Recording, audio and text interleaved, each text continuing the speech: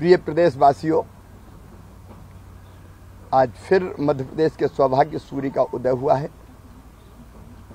हमारे प्रिय प्रधानमंत्री श्रीमान नरेंद्र मोदी जी आज फिर मध्य प्रदेश की धरा रीवा पर पधार रहे हैं। प्रधानमंत्री जी अनेकों सौगातें लेके आ रहे हैं। एक तरफ वो हमारे गरीब बहनों और भाइयों को, ऐसे 4 लाख हितग्राहियों को 4,11,000 गृह प्रवेशम का कार्यक्रम संपन्न करेंगे।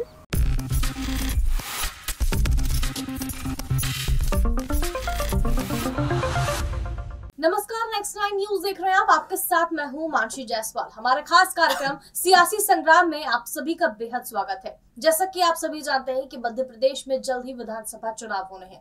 ऐसे में सभी विपक्षी पार्टियों ने जोरों शोरों से तैयारियां शुरू कर दी हैं। भारतीय जनता पार्टी एक बार दोबारा से अपनी सरकार रिपीट करने की कोशिश कर रही है। ज्योतिरादित्य सिंधिया की यहाँ पर भूमिका काफी अहम हो जाती है। कहा जा रहा है कि शिवराज सिंह चौहान और ज्योतिरादित्य सिंधिया में सीएम पद को लेकर के जबरदस्त टक्कर हो सकती है। ऐसे में ज्योतिरादित्य सिंधिया की भूमिका को लेकर यहाँ पर हम मेरे साथ चर्चा करने के लिए ऋतिक मौजूद है। ज्योतिरादित्य सिंधिया एक तरफ कह रहे हैं कि उनको सीएम पद नहीं चाहिए, लेकिन शिवराज सिंह चौहान के लिए लगातार कयास लगाए जा रहे हैं कि उनसे सीएम पद छीन सकता है और वो ज्योतिरादित्य सिंधिया को दिया जा सकता है। और जिस तरीके से शिवराज सिंह चौहान और ज्योतिरादित्य सिंधिया दोनों ही पीएम नरेंद्र मोदी की तारीफ करते हुए नजर आ रहे हैं, आपको लगता है कि ज्योतिरादित्य सिंधिया को सीएम पद की दावेदारी पेश करने का मौका दिया जा सकता है? देखिए, बहुत शुक्रिया। बड़प्पन एक शब्द है।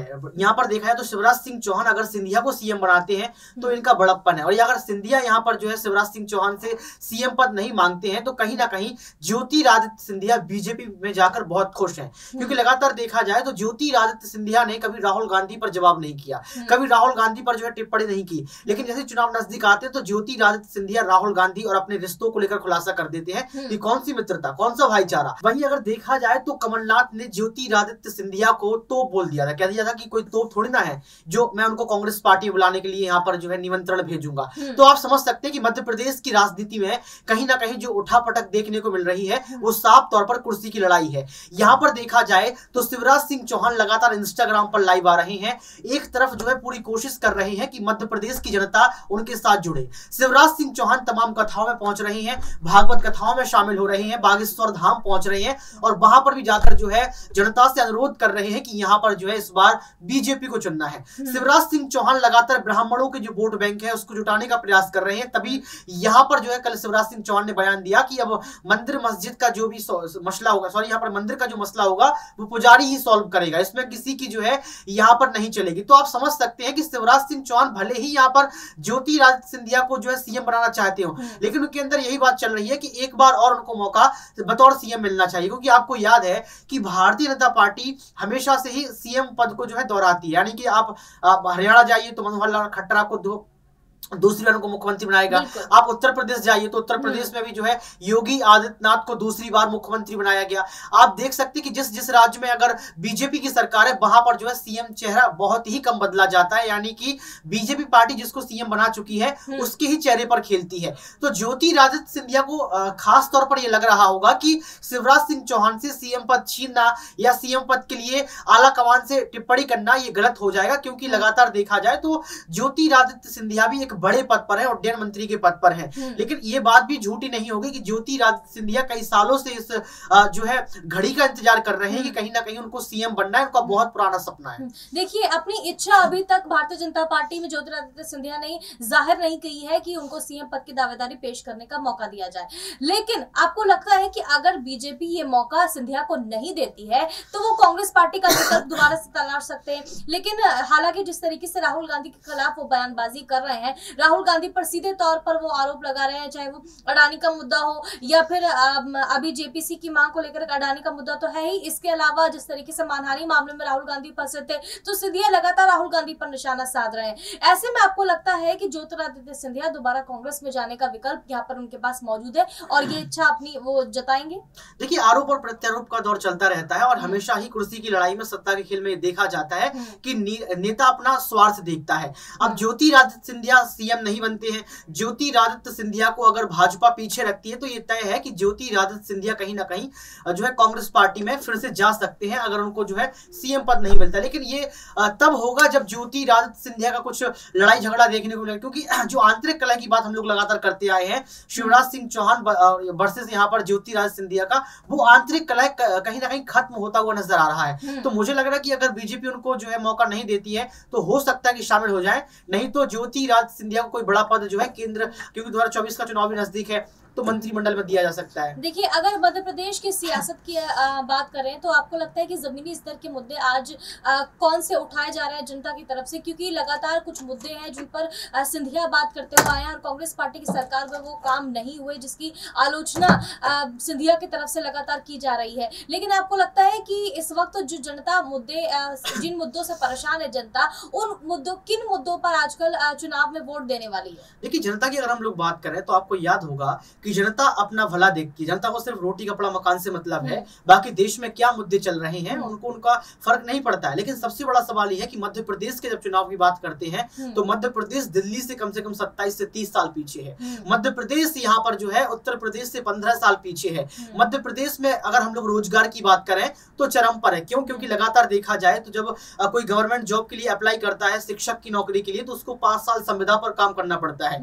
वहीं हम लोग पानी व्यवस्था की बात करें, हालांकि मध्य प्रदेश की सड़कों की तारीफ की जाती है, एक अलग बात है, लेकिन यहाँ पर कहीं ना कहीं रूढ़िवादी समाज आज भी मौजूद है। गांव की व्यवस्था आज भी बहाल नहीं है। मध्य प्रदेश के तमाम गांव में आप पहुंचेंगे तो वहां पर देखा जाता है कि शौचालय भी नहीं है। तो मुझे लगता है कि सरकार को सबसे पहले बुनियाद जो ढांचा है उस पर काम करना चाहिए, यानी कि जनता की रोटी कपड़ा मकान पर काम करना चाहिए। देखिए, आरोप और प्रत्यारोप लगता रहता है, वो अलग बात है। और मुझे जहां तक लगता है कि अगर भाजपा पार्टी ने ये काम 5 साल में नहीं किए होंगे, क्योंकि 27 साल पहले भी जो है यहाँ पर भाजपा ने शासन किया है मध्य प्रदेश में, लेकिन अगर यहाँ पर जो है भारतीय जनता पार्टी जो है यहाँ पर काम नहीं करती ठीक से, तो कांग्रेस पार्टी विकल्प के तौर पर है और आम आदमी पार्टी भी विकल्प के तौर पर है। बिल्कुल, जनता के जो मुद्दे हैं वो तो है ही, और बिल्कुल मध्य प्रदेश में जमीनी स्तर के जो मुद्दे हैं शिवराज सिंह चौहान लगातार उठा रहे हैं और ज्योतिरादित्य सिंधिया भी बड़ी मुखरता के साथ किसानों से मुलाकात कर रहे हैं। देखना होगा कि आने वाले चुनाव के नतीजों में किस तरीके से जो जनता है वो किन मुद्दों पर वोट देती है। बहरहाल, शिवराज सिंह चौहान एक तरफ पीएम नरेंद्र मोदी की तारीफ कर रहे हैं, दूसरी तरफ ज्योतिरादित्य सिंधिया भी लगातार पीएम नरेंद्र मोदी की तारीफ कर रहे हैं।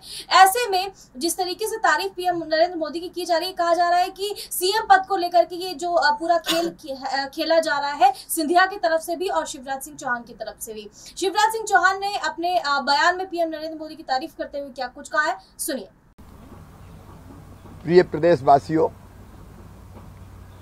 आज फिर मध्य प्रदेश के सौभाग्य सूर्य का उदय हुआ है।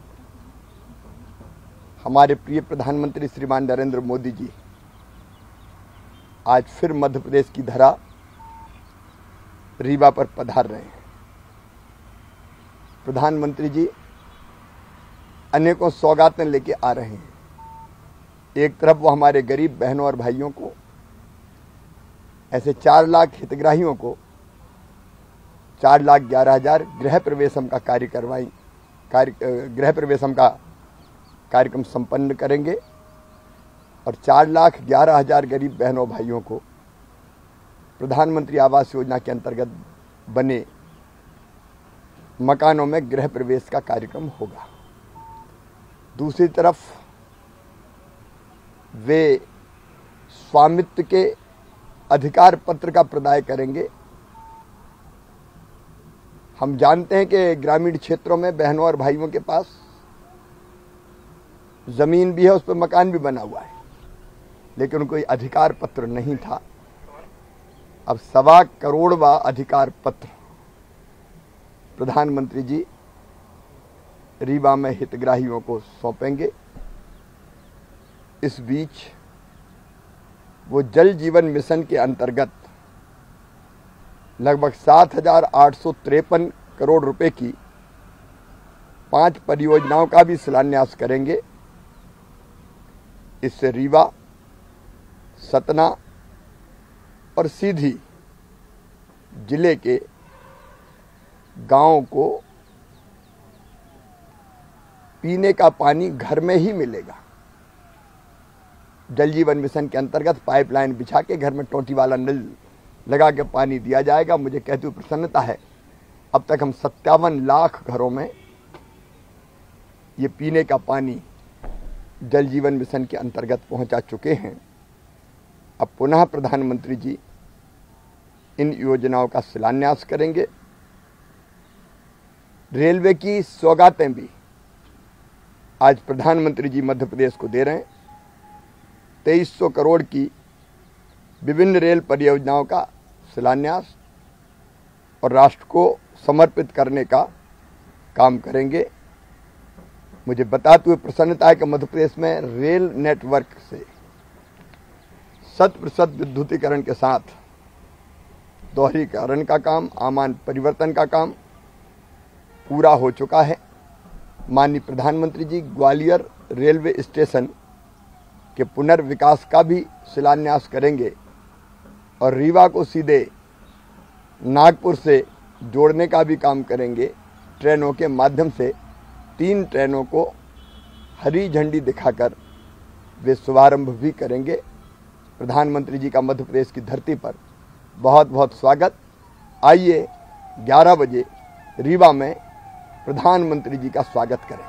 तो सुना आपने, शिवराज सिंह चौहान लगातार पीएम नरेंद्र मोदी की तारीफ कर रहे हैं। बहरहाल देखना होगा कि भारतीय जनता पार्टी की तरफ से शिवराज सिंह चौहान या फिर ज्योतिरादित्य सिंधिया किसको सीएम पद की दावेदारी पेश करने का मौका दिया जाता है। फिलहाल हमारी इस खास पेशकश में बस इतना ही। देश और दुनिया की तमाम बड़ी खबरों के लिए देखते रहिए नेक्स्ट टाइम।